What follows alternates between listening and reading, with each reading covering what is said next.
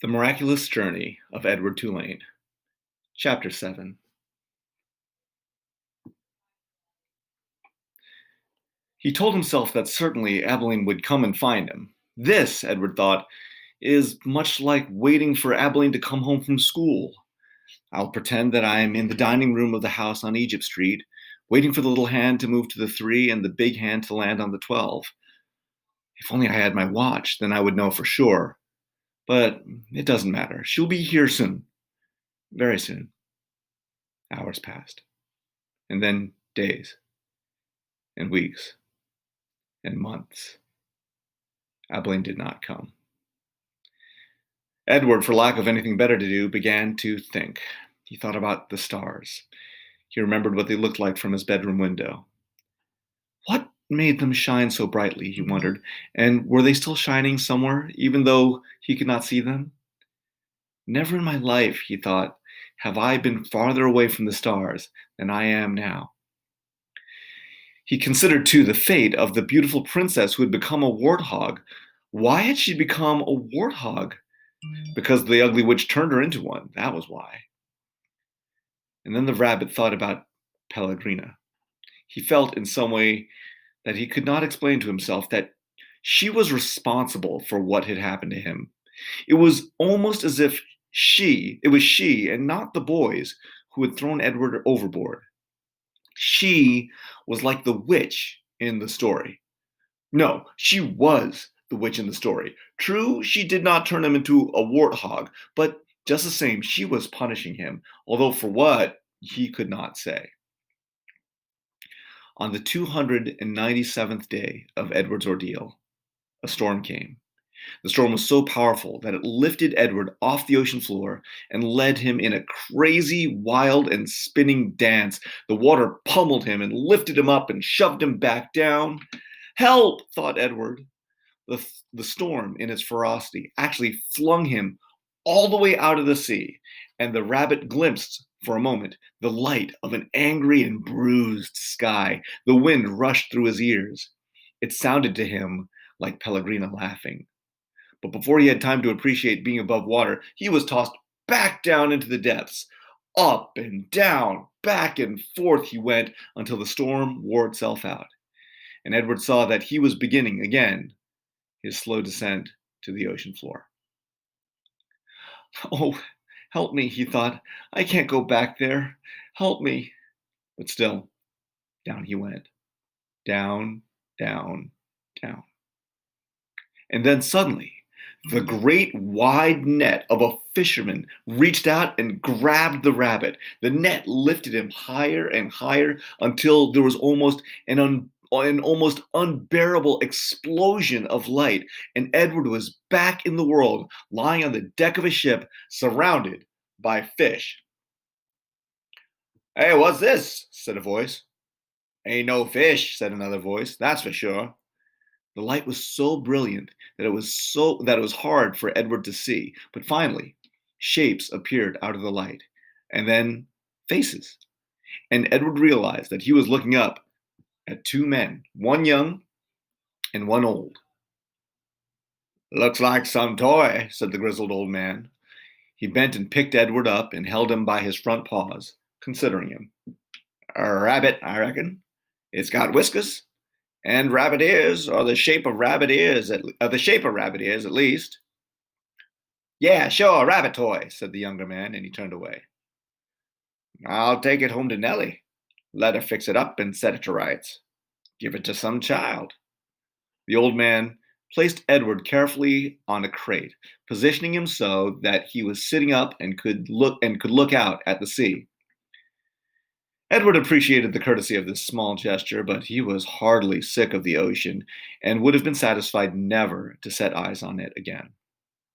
"There you go," said the old man. As they made their way back to shore, Edward felt the sun on his face and the wind blowing through the little bit of fur left on his ears, and something filled his chest. A wonderful feeling. He was glad to be alive. "Look at that rabbit," the old man said. "Looks like it's enjoying the ride, don't it?" Yep," said the young man. In fact, Edward Tulane was so happy to be back among the living that he did not even take umbrage at being referred to as it.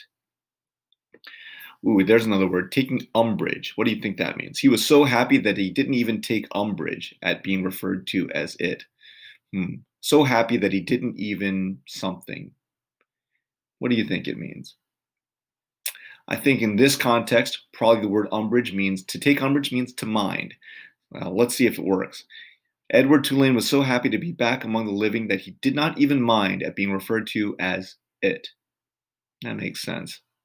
So that's what you should do when you've got a word that you might not know. Try to replace it with the word that you do know and see if it makes sense. Let's move on. Chapter 8. Oh my gosh. Look at Edward. Look at his ears. And there's the old man. On land, the old fisherman stopped to light a pipe, and then, with the pipe clenched between his teeth, he walked home, carrying Edward atop his left shoulder as if he were a conquering hero. The fisherman balanced him there, placing a calloused hand at Edward's back. He talked to him in a soft, low voice as they walked. "You'll like Nellie, you will," said the old man.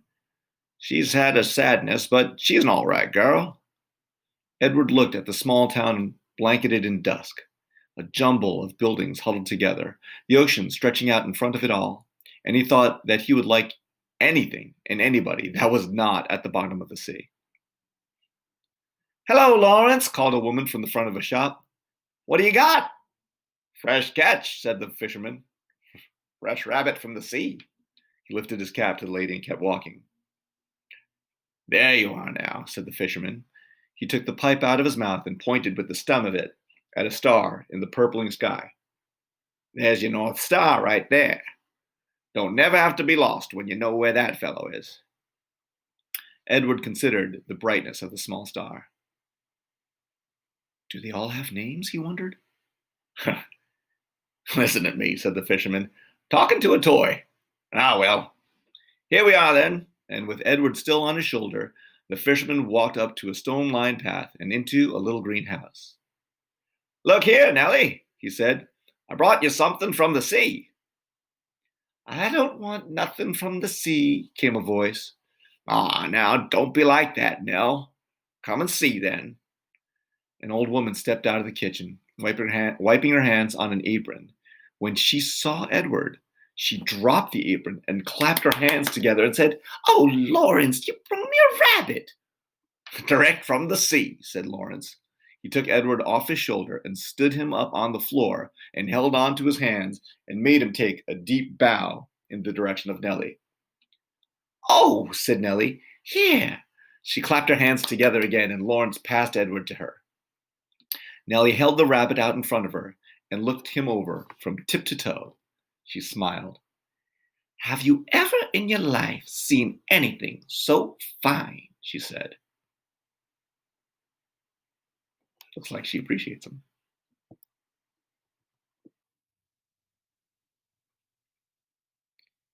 There they are.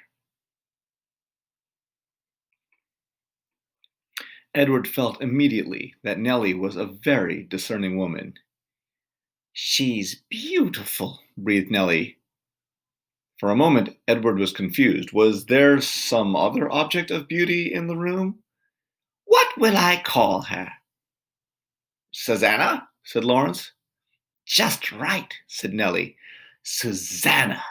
She looked deep into Edward's eyes. "First off, Susanna will need some clothes, won't she?"